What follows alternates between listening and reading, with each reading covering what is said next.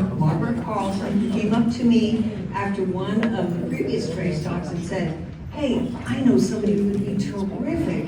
He's in my church, and he is the chair of the board of Methodist Hospital, and heaven knows we love Methodist." So I'm going to add, you have his bio, and so you know his accomplishments, but I'm going to ask Margaret to come up and just tell you a little bit about Greg. And we are so pleased that you took out time to be here with us.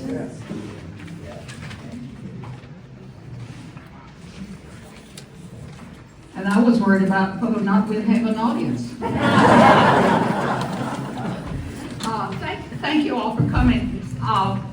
Frank asked me to say something a little bit about how I knew Greg. You got his Bible, so you can read all that. I'm not going through that.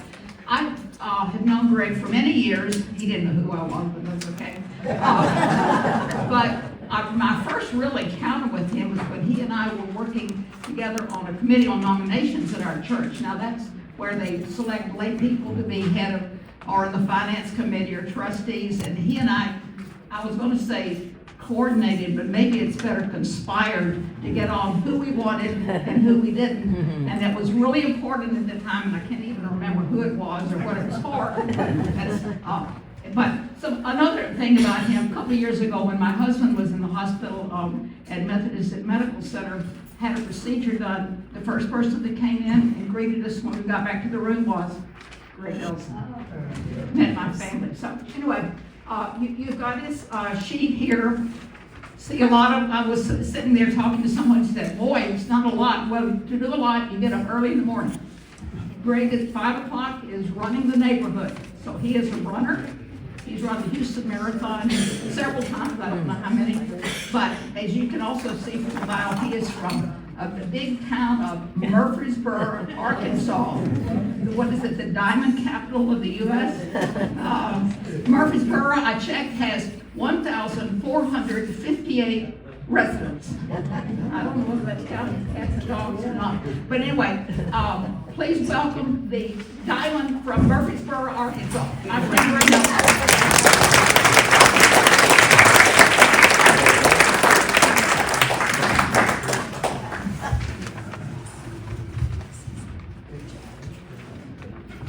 Thanks for having me. Is our audio still good? Good? Yeah. Okay. I was going to start with some history of Houston Methodist, but first I want to say thank you for coming today. Thank you for your interest in Houston Methodist. It's a great passion of mine, and it is where I give a lot of time to the institution. We have our board meeting tomorrow, and which means that it takes about a week to get ready for the board meeting. Tomorrow we work on setting compensation for our senior executives, and the board approves all that, so we'll do that tomorrow. We always do that every February. I want to talk a little bit about history, and then we'll jump into the slides. I understand what we do here is I'll talk for about 45 minutes and then turn it over to you for questions for about 15. And I'll put this watch here to give you a false sense of security. Methodist Hospital, that started in 1919. Oscar Norsworthy, a physician in Houston, in reaction to the Spanish flu, which was taking over, much like COVID did a couple of years ago, it had taken over the world, including the U.S., and he thought we needed a place where we could treat people that were suffering with the Spanish flu. And so he started a hospital. He got into it about 5 years, and he figured out that hospital business is pretty complicated. And so he sold it to the United Methodist, well, we weren't called the United Methodist Church back then, the Methodist Church back then. And so about 1924, the Methodist Church took it over. Then a few years after that, the Methodist Church figured out this was bigger than they were able to handle.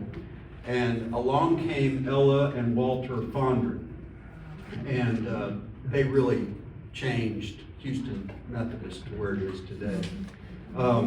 funny story about Walter and Ella that very few people know. They've got a street named after them, so you think they were born on third base. They weren't even born on first base.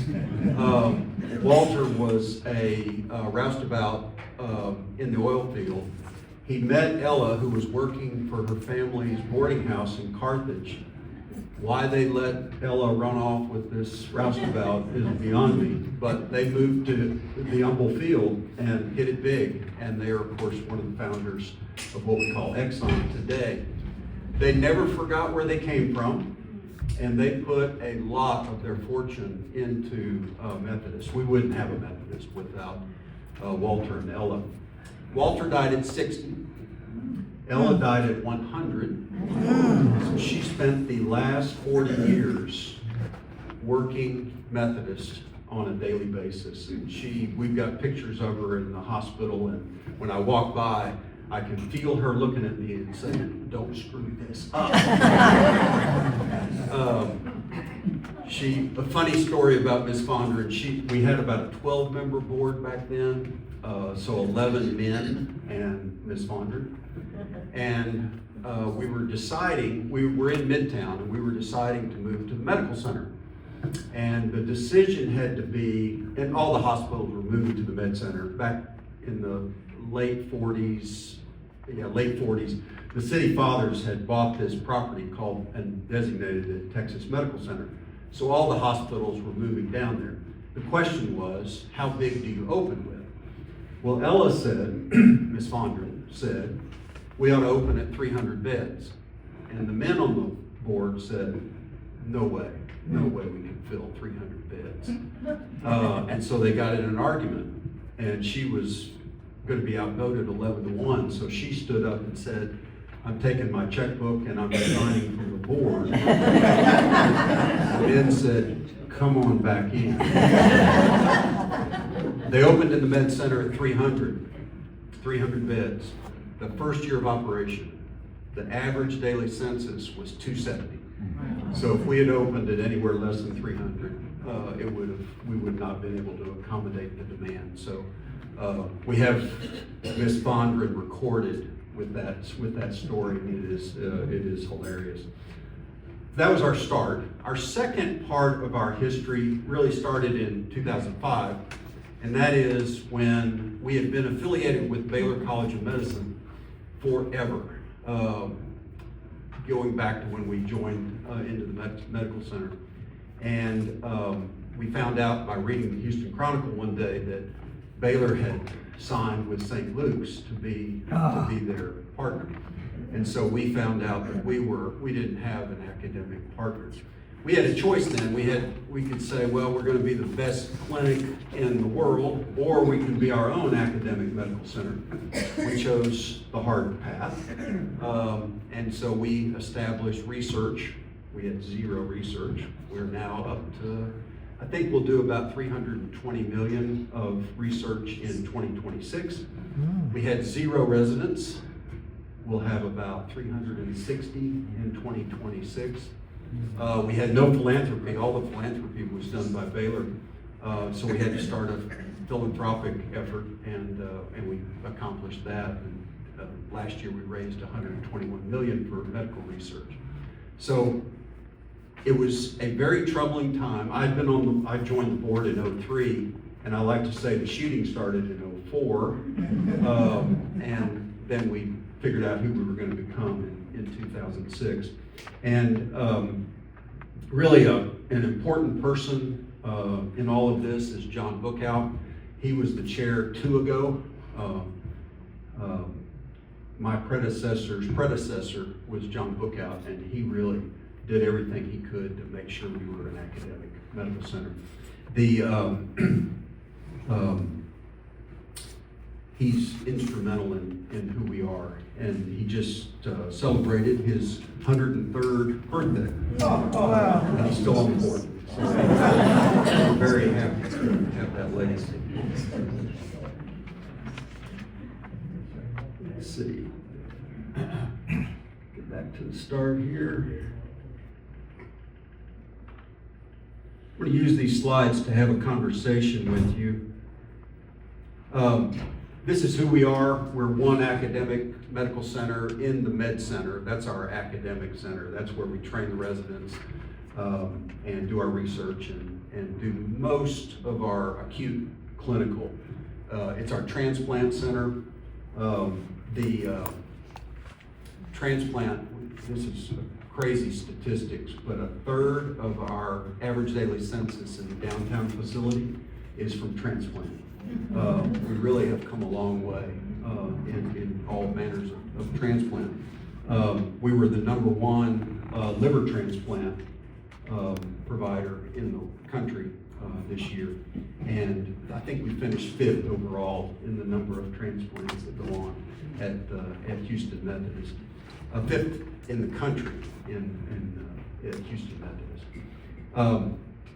These are some stats. We have 2,800 beds. That's across really a 9-hospital system. We have the downtown or med center hospital, 7 hospitals around the region, and then 1 long-term acute care facility out on Fry Road. So some statistics: 35,000 employees. When I started, we had 10,000. This was 22 years ago, 23 years ago. 35,000 employees. Lots of employed physicians, lots of big numbers there. This is just some more of what I've already talked about. We have a research institute, residency program. You can see the operating beds. Here's where we are. We go as far east as Baytown, as far northwest as Cypress. We just opened in Cypress about a year ago, March 17th. And then the Woodlands to Sugar Land, west, Willowbrook, and Clear Lake. So we really covered the system. The only place that we're not, and we continue to study it, is Kingwood, that northeast area. We continue to study that. We'll study that about every other year to decide whether that's right for us to approach. And we also look at the Pearland market. Those two are probably our next 2 entry points when that population gets dense enough. Funny story, we looked at Austin. Somebody said, we ought to move to Austin. So we studied up Austin and we couldn't make sense of Austin. Just couldn't figure out why we would do that. Then Texas Children's just announced they're moving to Austin. They're over there in Austin. We said, what did we miss? What did we miss?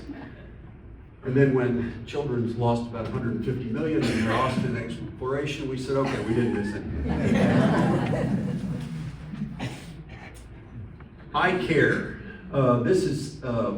We have a tremendous culture. Those of you who have spent time at Methodist know we have a tremendous culture. That culture starts at the board. I make sure that we follow these 5 characteristics: integrity, compassion, accountability, respect, and excellence. We've been at this. These have been our watchwords for about 20 plus years. And it's really what each employee is expected to deliver to the patient and how they're supposed to treat each other. And you'll often hear, if there's dissatisfaction with an employee, you'll say, well, what's the problem? And they'll say, well, they're not living up to their eye care values. And that always makes us very happy because we all center around the eye care values. They're very important to us. We win a lot of awards. The one we spend a lot of time touting and putting in the newspaper and putting on billboards is that we're on the honor roll for U.S. News and World Report, which means we're ranked in the top 20 of hospitals in the United States. And we're very proud of that. The magnet designation is something we're very proud of too. All of our hospitals are magnet, which means the nurses, it's a accreditation for a nursing program, and only the best nurses get to be in the magnet program, and we have, all of our hospitals are in the magnet program, except Cypress, because Cypress doesn't qualify yet, because they just opened. This is something I've been very proud of. Vizient ranks hospitals by their quality. We take quality very, very important, and this is an outside organization that ranks our hospitals. And one of the things that was frustrating, as you could see 10 years ago, is that we weren't consistent in quality across the system. The top one is the downtown hospital, HMH, and it has mostly always been at the top of the quality list. But the others, you can see, Houston Methodist Baytown was in the red, Willowbrook was in the yellow back in 2016. And we've really worked really hard to be sure that we have quality across the system. So if you walk into Baytown, or you walk into West, or you walk into Willowbrook, you're getting the same quality, you're getting the same Houston Methodist quality. And so for the last 3 years, 23, 24, 25, we've had all of our hospitals in the blue. The blue means that you're in the top decile of the quality of that hospital rank. The Woodlands has been number one, 5 years in a row. And you can see West was number 4 in the country in 2025. West is, we'll talk about West some more, but West is an exceptional performer in the system. We talk about patient care meets excellence. That's we talk about it at the board level and at management meetings. The patient is the center of everything we do, and quality comes first.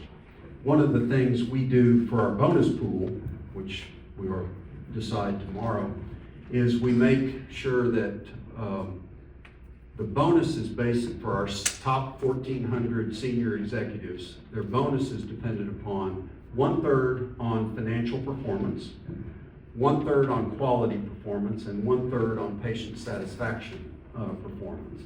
And so in a year like a COVID year where we don't make much money, but we have great quality, we pay the bonus anyway. Because what we have learned, and you've learned in business, is you get what you pay for. And so we always want to reward quality regardless of whether we're financially successful. Fortunately, in the last few years, we've been both financially successful and of high quality. But we break those apart. A lot of hospitals, you don't get a quality bonus unless you hit the financial bonus.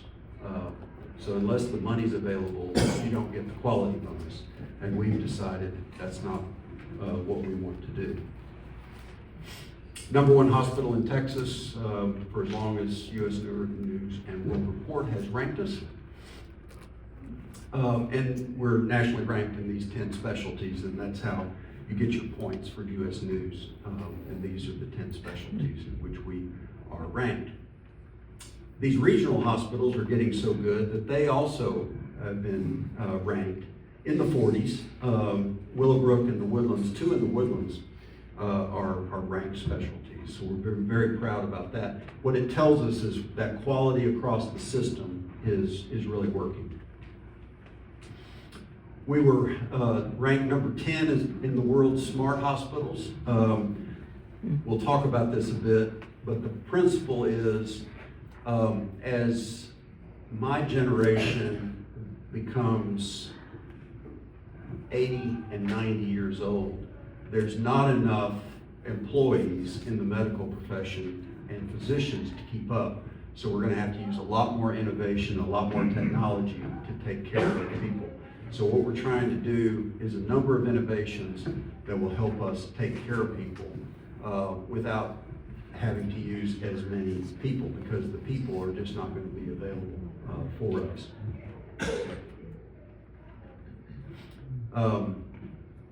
We've talked about this. I want to talk a little bit about the board. 25 board members, me plus 24. We have Bishop Harvey, who a number of you in this room know personally.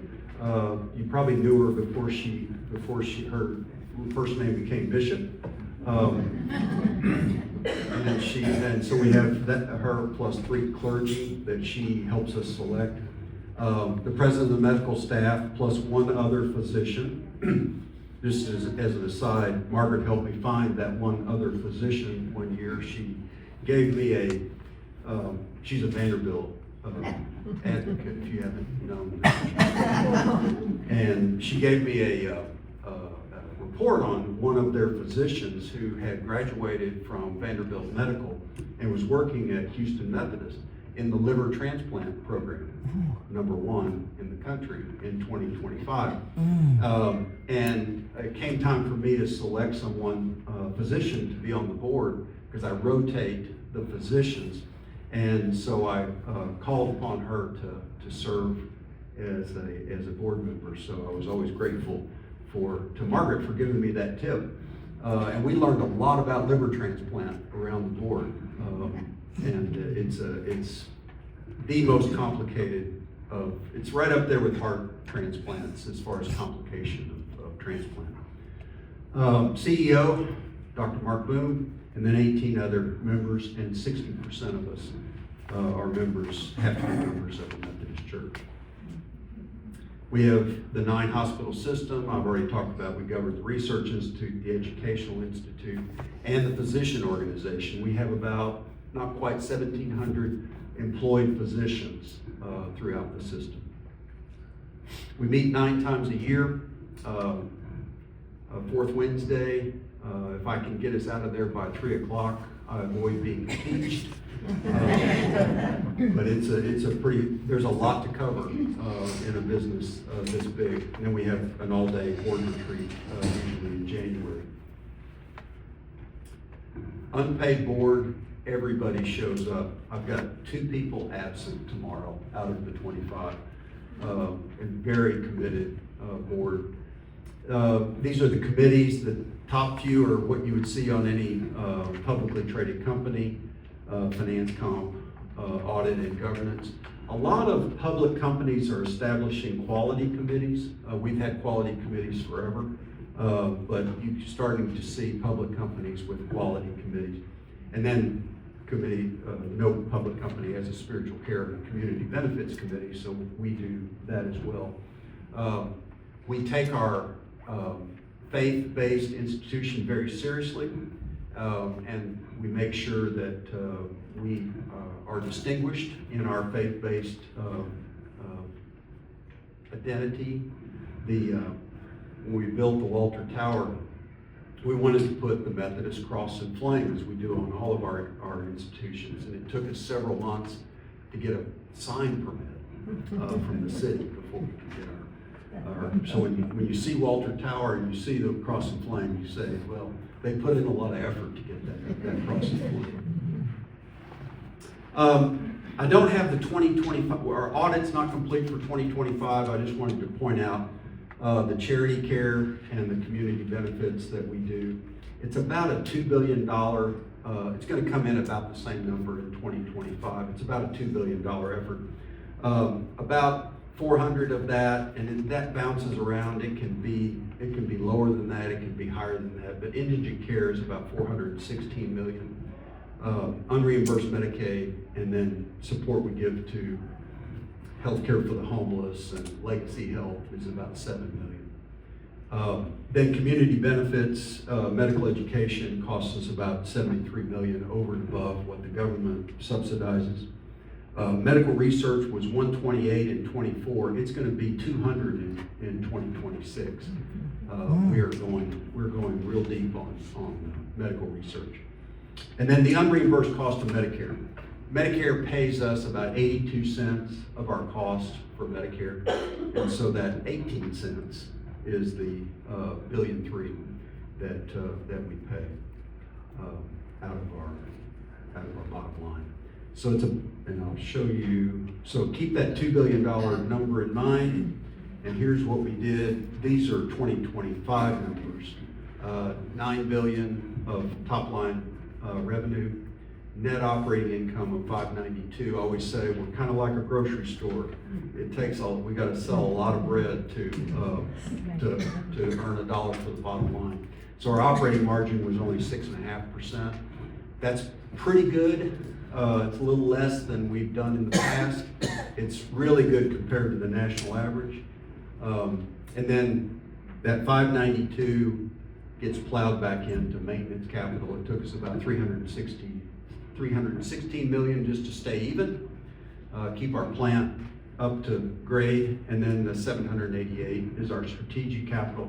Most of that was in finishing up our Cypress campus, which opened, and as soon as we opened it, we realized we needed to add another 100 beds, so we've got a lot of capital going into Cypress. And then the Centennial Tower, which I'll show you a picture of in just a minute, that's a big capital user in our system. Three very important people are on the left there. First, on the way left, that's our first hospital back in 1919. The next person over is the guy that put us on the map, Dr. Michael DeBakey, who did a lot of the cutting edge heart work, including the latest and greatest in how to treat heart disease, including transplants. He was a real leader for us, and really identified, because he did his work at Methodist, we became known as the heart hospital. The woman next to him on the bottom is Ella Fondren, who's, as I said, is always looking at me, telling me not to mess it up. And on top of her picture is Josie Roberts, who was the administrator of the hospital during the Depression years and through the time when we moved to the medical center. Fondren and Roberts were quite a team. There's an article written by Bill King, and you can probably find on the internet, and it's called "How Two Single Women Saved Methodist Hospital." Wow. It's a great story about those two, and they were quite a team. Like I say, at the end of her life, Miss Fondren lived in the Methodist Hospital so that she could be close to what's going on. Oh, the healing hand of Jesus, the next one over. We have one of those in each one of our hospitals. They break the mold after they do those. So when you build a new hospital, you've got to go to the artist and ask for the mold to be remade. So you got to go back to the same artist because you want them to all look the same. Wow. This is, I'm not going to spend any time on this. On the left are all the U.S. News and World Report hospitals, and then across the way is different ways in which hospitals are ranked. We use this to point out that we're on everybody's list, and I think we're the only person that's on everybody's list. The closest that come to us is the Mayo Clinic in Rochester. They're on the top there. This is our growth. Like I was telling you, I went on the board in 2003, and we had about 10,000 employees. We are incredibly blessed to have over 35,000 now. This is our employee opinion survey. We survey our employees, and they're very good about returning their surveys, and they're also very good about being proud of where they work. So our line is the blue line on top, and we run about in the 97th or so percentile. Take a look at the red line on the bottom. That's the national average. You can see what COVID did to the staff, especially to the nurses. It really brought that dissatisfaction score down across the country. That was such a tough time for medical providers, especially our nurses. We fortunately had a little dip in the COVID years, but managed to recover from that. We pay a lot of attention to this. We always want to make sure our employees are the best compensated and feel the most pride about the place in which they work.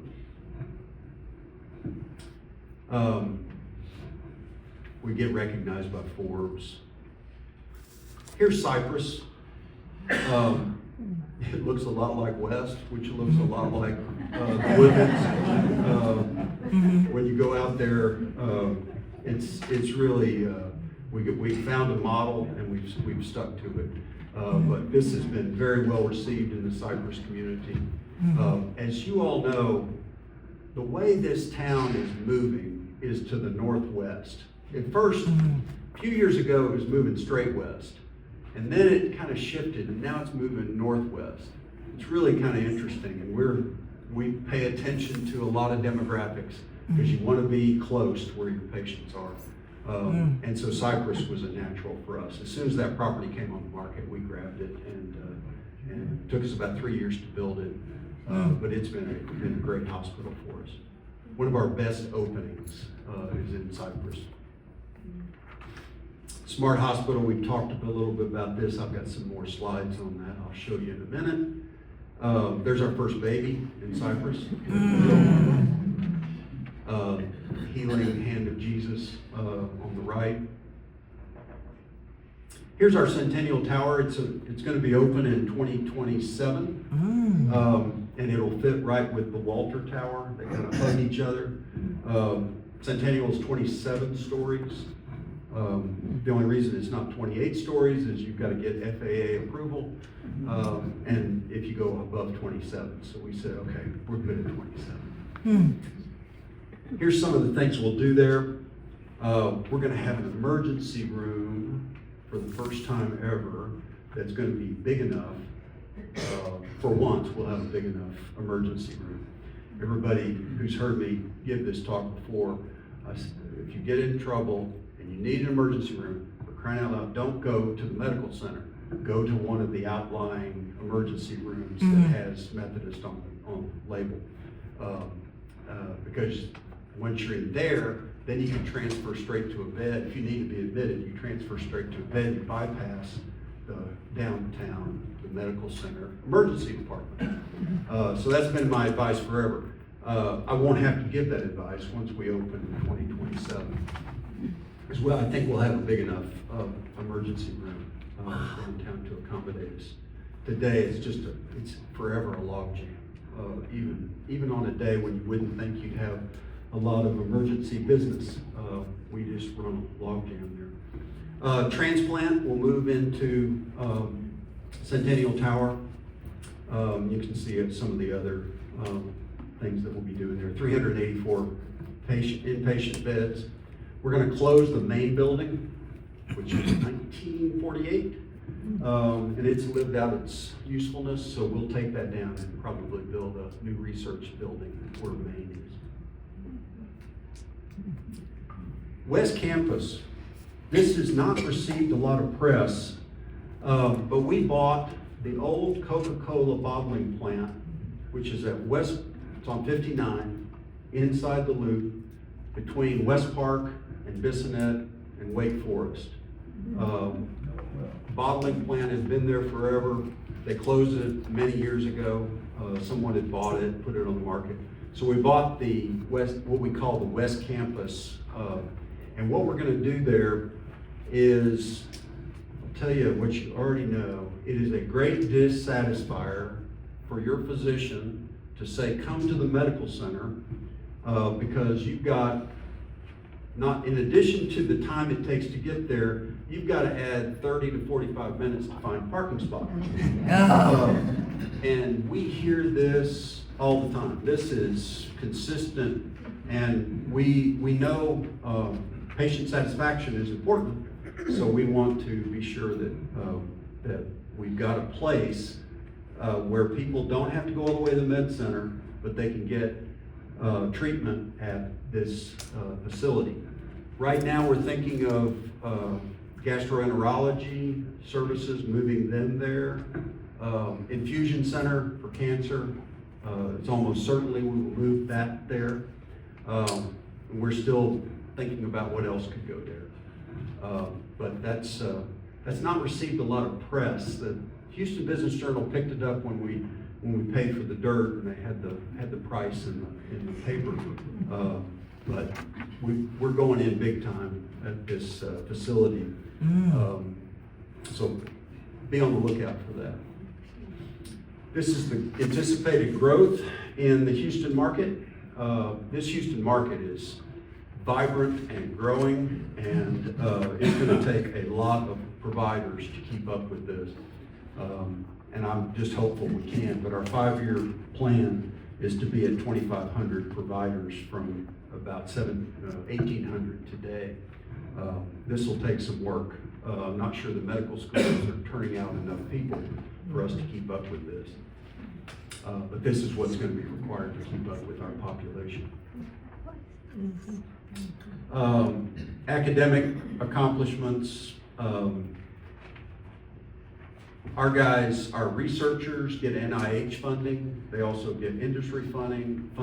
They have clinical trials, and then we put about $200 million from the clinic into the research. We care a lot about our research. It's important to us. I think we owe it to future generations to give the best care. It also attracts physicians. A physician want to know that they've got a place that is working on the next generation of cutting edge technologies, treatments for different diseases. These are some of our accomplishments. We had, in 2025, we had about $47 million of NIH grants and state of Texas grants. InMed, let's talk about InMed. This is something we have a joint venture with Texas A&M Medical School. If you're an engineering undergrad and you want to go to medical school, InMed's the place where a lot of engineers, graduates will go and become physicians. And so it's engineering medicine is what we're attracting. And it's about, we opened at a dozen students. We're up to about 50 now. It's really been a great program for us. Academics, we talk about the importance of training that next generation of physicians. Physicians are, if they've got the platform, physicians are willing to train that next generation of physician. And then we're hopeful that once they are trained, they'll join the Houston Methodist staff. Center for Innovation. This is something I talked about a little bit earlier. Things that we are doing to be sure that we've got everything we need to be innovative in taking care of people. And one of the things we do is, and you've probably seen this if you've been in our system, is care pathways, where you get a text about things you're supposed to be doing. Your appointment is X. Confirm your appointment. And then as you lead up to surgery, things you're supposed to be doing. And then once you're discharged, we stay in touch with you to be sure that you're taking your medicines and making your follow-up appointment. Patients love it. It's actually reduced our readmission rate, which is really an important thing to us as well as to the patient. Some of the things we've done, trying to do more virtually. Virtual ICU. When you go to the ICU, especially the med center, there is a camera in the room, and it monitors each camera in a room is monitored in a remote site, so that someone is watching all 20 beds at once and making sure that nothing is going wrong. And if something does, then they call in, and the nurse is able to go to that bed 14 and address what's going on. A lot of telehealth. COVID taught us that we could do a lot with telehealth, telepsychiatry, telestroke, telenursing. We now do discharges where the bedside nurse doesn't have to do your discharge. You instead call into a telenurse and do the discharge there. We're trying to figure out any way we can to cut down on the number of people that we need to employ. But I don't think they're going to be out there. BioButton, great innovation. No longer, if you've got a BioButton, no need to be waked up at 4 in the morning to have your vitals tested because you're being monitored at the central site. This has been a great satisfier. It's great for the nurses because they can use technology to cover more patients with less time. It's also great at 4 in the morning to get to sleep through instead of being waked up. Virtual ICU, this is our ICU monitor. This is someone monitoring all those beds. Let's see, I want to jump over. That's our downtown facility once the Centennial Tower is constructed. I want to jump over to West in the 5 minutes I've got left before I'm going to turn it over to you. Margaret had asked to be sure to emphasize West because this is close to us here. Let me show you what's going on at West. We've got a lot of money going into the West Campus, as well as to the Cinco Ranch, and I'll show you a better picture of that here in just a minute. Cinco Ranch care unit is opening pretty soon. We've got $62 million invested in that at Cinco Ranch. We've got $185 million invested in the expansion, and let me show you the expansion. Well, this is the West recruiting program. You can see 26 are hopeful to add 12 positions, 8 in 27, 6 in 28. It's a growing area, and we're just trying to keep up. But let me show you what's going on. This is the back, the top picture is the back of the hospital. It's the part away from I-10, and we're tacking on extra space there at the back of the hospital. And let me show you, and we'll have 4 new operating rooms, 36 observation beds, 16 emergency rooms added on. Infusion is big in the West Market, and so we're adding 6 infusion center rooms. And this is some of what it will look like. Then, once we complete that, this is the part that's dotted line around there is the next part of the expansion. We've not authorized that yet, but based upon the way the West Market is growing, we'll end up adding on to the back. And that's our comprehensive care center in Cinco Ranch. Opens later this year, I think. And what the great thing about one of these comprehensive care centers, you've got primary care, you've got imaging, physical therapy. It's kind of a one-stop shop for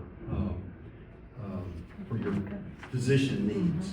And we try to group that all in one place. We first went into primary care with 2 or 3 folks in an office, and we've decided that's not really what the market wants. The market wants more services under one roof. So we've got primary care, imaging, and like I said, physical therapy, that all takes place under that roof. Also surface parking. We hear parking garage no good. Love the surface parking, so this has the surface parking. And I have given you 3 more minutes for Q&A. So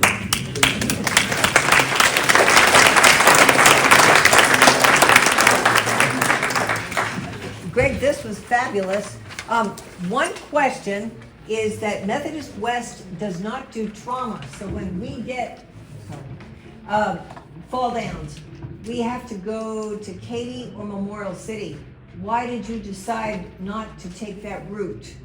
Right. We think about it often. We miss out on a lot of cases because we're not a trauma hospital. And to be a trauma hospital, you've got to be accredited as a trauma hospital. You don't just show up and say, I'm a trauma hospital. Herman went through that. Herman is great at it. And the question for us is, does it really make sense economically and to our patients for us to be a trauma hospital? So far, we have decided we're not there yet, but it's something we look at all the time. We miss out on, our neurosurgeons are very big advocates for us becoming a trauma hospital. They miss out on a lot of cases because we're not.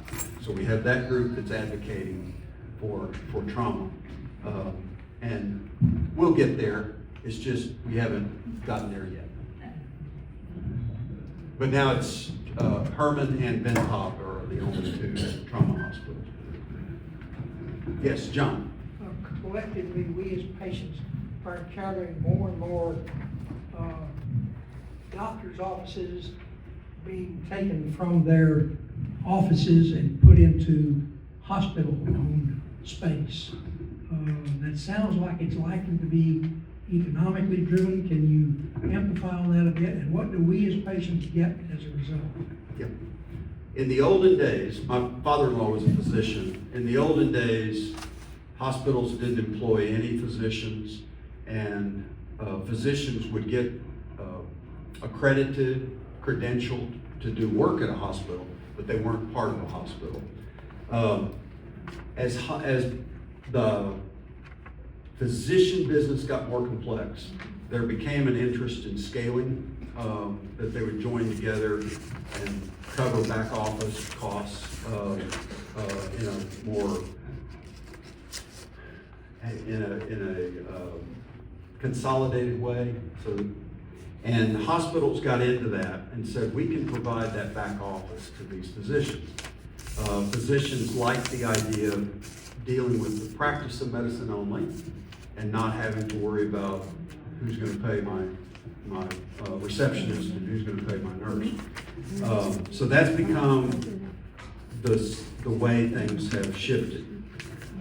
Physicians still are licensed by the state of Texas and have an obligation to perform their services regardless of what the hospital doesn't tell a physician how to practice, because that's unethical. But we provide the space for them, so they don't pay rent, and we provide their back office support. They don't have to send all their work to us.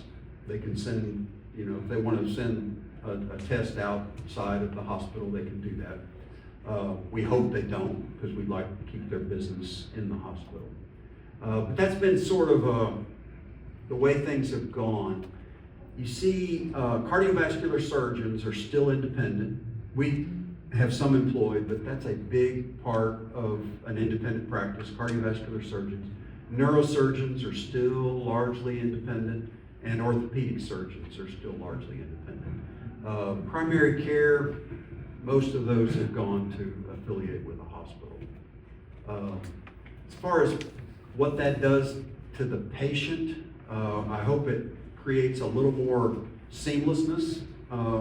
It's easier for a primary care physician to get a referral if there's somebody that is also employed by the hospital, to be able to make that connection. So one of the things the primary care physician tells us is they like being part of the system, because if someone needs a neurology appointment, they can get that. Whereas if they were on the outside, they'd be trying to find a neurologist for their patient. Over here? Yes. Okay, I'm a physician, so I'm asking you a physician question. To answer his question, I went the route you're talking about. I work for the hospital, and that is going to be the trend in healthcare. My question to you is, though, how are we going to handle the lack of number of doctors who are entering practice? Because here's the issue as I see it. We can use nurse practitioners in most of the specialists that aren't surgical specialists. So we got to address some way of how we're going to get physicians to go into the surgical specialist, which is very difficult. It's a hard life, And then the second question I have for you is, if you get them in there, how are you going to train them when the availability of those patients for them to operate on and take care of has been reduced because of the trend in how we're delivering healthcare? And my last question to you is, that comment you made about how much Medicare paid your hospital, I would really be surprised if it paid you at a very high percentage. Looking at my EOBs, what did you say about how much does Medicare pay y'all on dollars charged?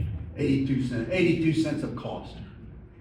So 82 cents of cost. Is that 82 cents of what you billed, or what it cost you? 82 cents of cost. Okay, y'all understand the difference in that statement? Yes. It's not what they bill, it's what it costs them to do business. Right. Okay, now answer. The more we do, the less we make.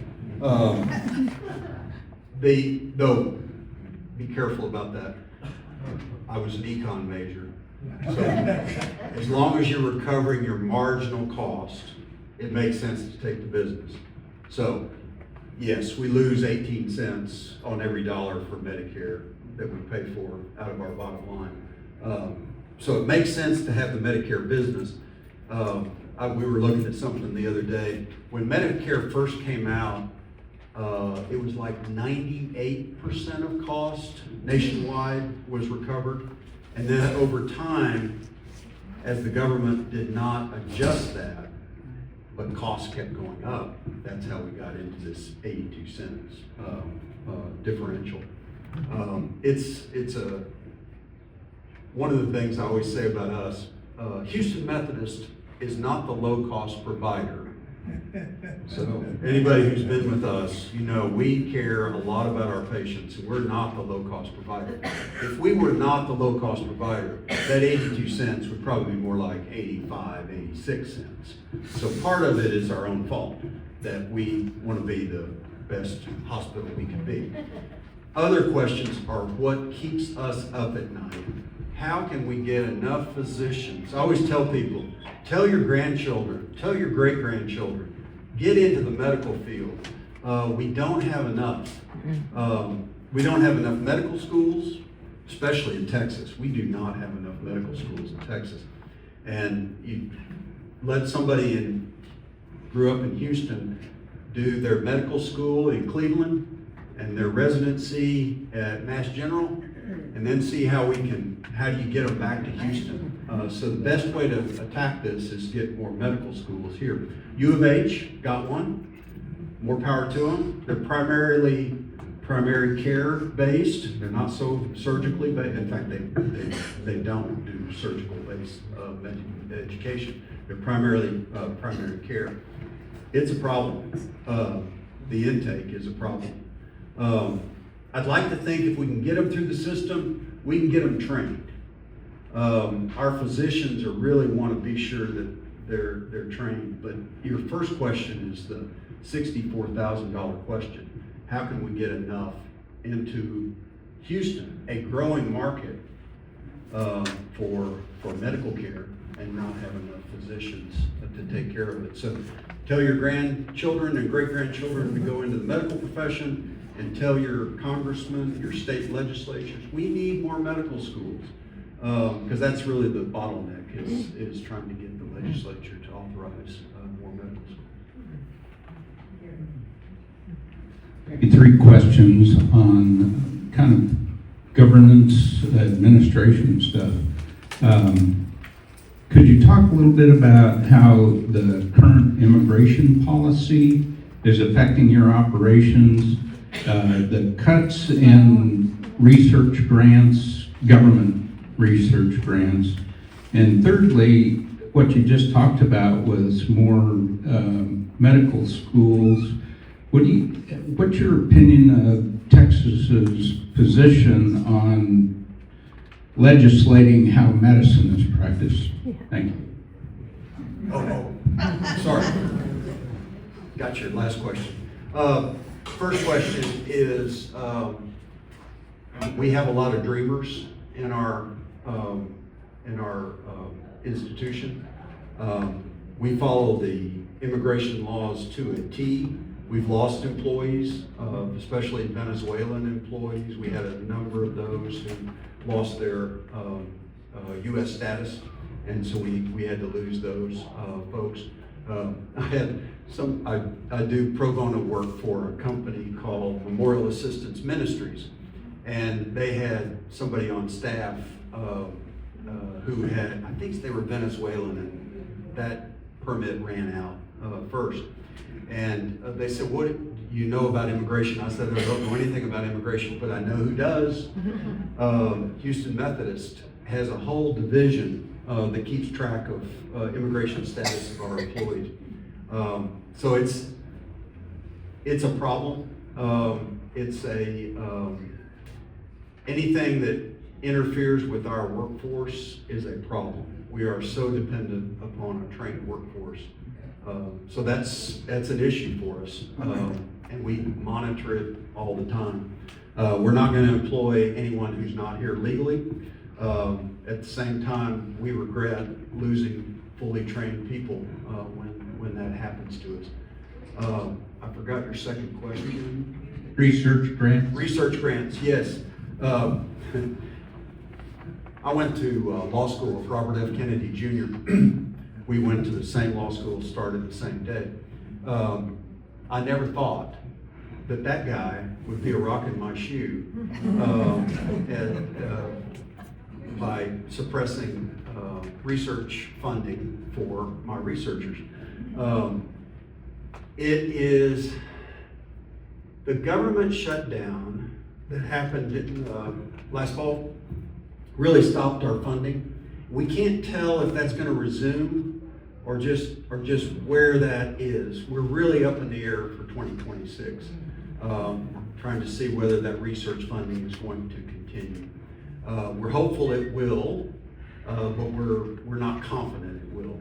The hospital, you saw those numbers. We were in 24. We had about 128 million from the clinic invested in research. We boosted that up to 200 for 2026 because we're anticipating not having all the government support that we had in 2024. So it's an issue. I can't tell you it's a problem yet because we just haven't had enough months go by to see where the funding is. And then on your last question, I really worry about the next pandemic, which is going to happen, and we're trying to get ready for it. The vaccine saved so many people, and now we're in a spot where I don't know if the vaccines will be available. It was so funny, the vaccines came out in January of 21, and the experts said, you're going to give vaccines out until May, and then it's going to stop. And I said, that's crazy. You can't vaccinate everybody in Houston in 4 months. But they were right. The lines went away in May. And then in July, the Delta showed up. The Delta variant showed up. And it just about took us down. We had a really tough summer of 21. Lost a lot of people that didn't need to be affected. But it's, yeah, we ought to train physicians and let physicians practice, is my view of the world. What's been your approach to the use of AI? Yeah. We have a whole committee on AI. The first round of AI, we're getting our feet in the, stepping our feet in the water gradually. The first thing we've done is man every physician with a recording device that will transcribe their notes. And what that allows is instead of Jim coming to see me and I'm the physician and he's talking and I'm typing and I'm not looking at him, with the recording device, it goes into the recording and I can continue to look at Jim while we're talking. I went to see a physician in December and he said, I want to turn this on. And I said, because they always have to ask you whether it's okay to record you. And I started asking, he's got a daughter in medical school, and I started asking him about his daughter in medical school. We went on for 2 minutes on where she is in medical school, where she's going to intern, what's her specialty, where she wants to do residency, for about 2 minutes. And then we went back to talking about me. At the end of it, I said, he had transcribed the notes at the end of our session, or the machine had transcribed the notes. I said, what did it do about the medical discussion? He said, none of it was there. Somehow that AI knows that we were talking about social things instead of mine. Wow. Even though it was all about medicine, which I thought was very, very good. That's one thing we do. That's a patient satisfier. Another thing we do is things called pairing. Medicare has this huge database of diseases and people. And what you're able to do, and they've got all this loaded into a a system called HDAI. And what you can do is find someone with your background, your age at that time, their condition matches yours, and put all this in a computer, and you can see how that patient was, the treatment that patient got, and was that a success? And physicians are starting to use that in a very sanitized way. We don't know the name of the patient, but we do know that they have demographics very similar to yours, and you look and see if their treatment is a candidate for, it worked for that person, would it work for you? So that's another way that physicians are starting to use AI. And there'll be more. How long has HDAI been active, and is it being used in Methodist? We're using it, yes. It's probably only been 2 years, maybe less than that. Our physicians love it. It's, I think a company owns it, so you buy a license to access their data. But it's been it's done great things for people that are willing to use it, for physicians who are willing to use it. Any other questions? If not, One way back. oh, in the back? Yeah. I'm asking about robotic surgery. How many departments are using robotic surgery? How many departments are using robotic surgery? It's a generational thing. It's kind of funny to listen to the physicians. There's the old school, and there's the new school. And the new school says, I want to use robots every time I can. And the old school mostly resist that. So what you're going to see over the next decade is more and more robotics. I'm sold on it. I think it's precision medicine at its best. And one physician I'm well acquainted with, he's 75 years old, he only does robotics. So I don't want to make it sound like this is only a young person's sport, but it is definitely a young person's sport. And I think it's going to be the wave of the future. You'll see more and more robotic surgeries over time. And it makes good sense. We look at the quality data, because we measure everything. You can see a better quality outcome from robotic surgery than you can from what we call freehand surgery. Gosh, this has been so enlightening. Oh, one more. Is there any age cutoff for surgeons at Methodist? Age cutoff for? Surgeons? You just mentioned a 75-year-old surgeon. No. They've got to be credentialed every 3 years. So that's one of the things they're evaluated on. And it's not so much their age as whether they meet quality standard. So I don't think the medical staff has an age cutoff, but it's something that's taken into account. I know at Oxnard, they cut people that cut surgeons off. Off at 65, No. and that was years ago. Yeah. Until we get more medical schools, we're going to need to keep those folks active. This has been really informative, and it's inspired us more than before.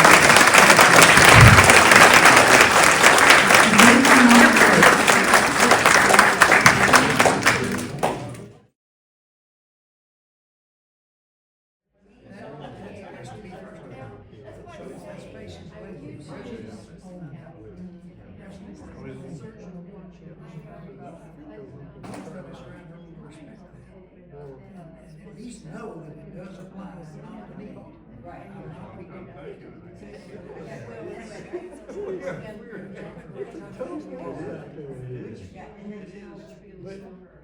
Made a good sales. I'll tell you that. Do you think anybody's going to Is shadowing the physician at the hospital, it's more work. He just graduated from the University of Chicago. No, yeah. He's a double major of biology and Now, how did you know about it? Thanks, Doc. Good to see you. Thank you, Greg. You make it sound so good, I almost want to get sick. We're there if you need it.